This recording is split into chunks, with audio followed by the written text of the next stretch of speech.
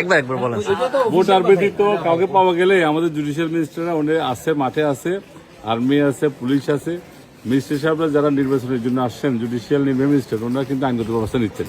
এটা ম্যাজিস্ট্রেট দিবেন। কেউ যদি ওনাকে এখানে ভোটার ব্যতীত আসে, ওনারা কিন্তু কাজ করতেছেন। স্যার, আমরা কিন্তু ইতিমধ্যে একটা তথ্য পেয়েছি। আহমেদ মোবাজ্জের সহকারী কমিশনার ভূমি হোমনা উপজেলা, উনি কিন্তু 2 জনকে 3 দিনের কারাদণ্ড দিয়েছে ব্রাহ্মণে সৈফুল্লাহ কান্দি মাথা বাঁধে। এটা কতটুকু জানেন স্যার? হ্যাঁ, সঠিক। আমাকে আমার অফিসার জানালো, ওখানকার দায়িত্ববান অফিসার জানালেন এবং 2 জন অফিসার ম্যাজিস্ট্রেট মহোদয় 2জন আসামিকে হস্তান্তর করছেন। তারা বর্তমানে থানা হেফাজতে আছে। Sir, thank you sir. আমরা কিন্তু জানতে পারছি যারা বহিরাগত আছেন অন্য এলাকার, এখানের ভোটার নয়, এরকম যদি কাউকে পায় তাহলে কিন্তু ভ্রাম্যমাণ আদালতে কিন্তু তাদেরকে সরাসরি জেল প্রদান করছে ম্যাজিস্ট্রেট নির্বাহী যারা আছেন তারা। সুতরাং সাবধান, এক এলাকার লোক অন্য এলাকায় বহিরাগত হিসাবে কেউ যেন না থাকে সেই আহ্বান কিন্তু করেছেন। আপনারা এতক্ষণ দেখেছেন। আমরা আছি এখন বর্তমানে কৃষ্ণম সরকারি প্রাথমিক বিদ্যালয়ে যে নির্বাচনী কেন্দ্রটি রয়েছে সেখানে।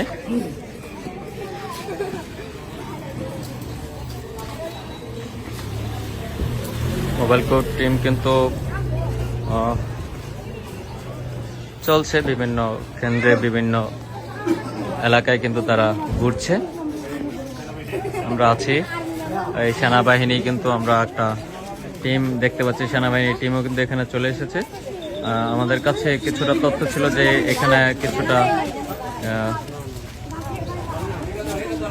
ঝামেলা বা অনিয়ম হওয়ার সম্ভাবনা ছিল। আমরা কিন্তু এখানে উপস্থিত হয়েছি, সাথে সাথে কিন্তু প্রশাসনের সেনাবাহিনী, পুলিশ, হোমনা থানা সার্কেল এসপি উনিও কিন্তু কিছুক্ষণ আগে একটি বক্তব্য দিয়েছেন, আপনারা শুনেছেন। আমরা আছি কৃষ্ণপুর সরকারি প্রাথমিক বিদ্যালয় থেকে, আপনাদেরকে দেখাচ্ছি এখানকার বর্তমান পরিস্থিতি।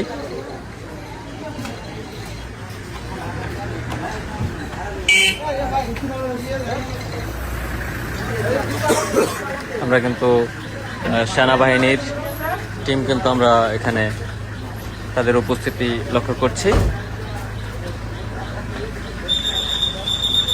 সেনাবাহিনী, পুলিশ এবং